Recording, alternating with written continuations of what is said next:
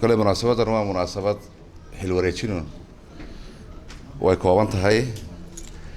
أنا كنا مرخاتي هانو بانو كسو قيب قال لي رسولك لنسيي حلك لغا نسيي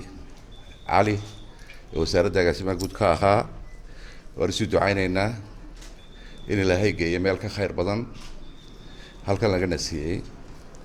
مسؤولك عصب أحمد علي ماح دكتور أحمد علي ماح isagana waan soo dhaweynaynaa kuma cusba wasaaradda jaarka uu ka yimid howlwadaaga tihiin dadkii wasaaradda xanaanada xoolaha isla loo tilmaami maayo hawsha wasaaradda taala de wax kale la yiraahdo ma yaalaan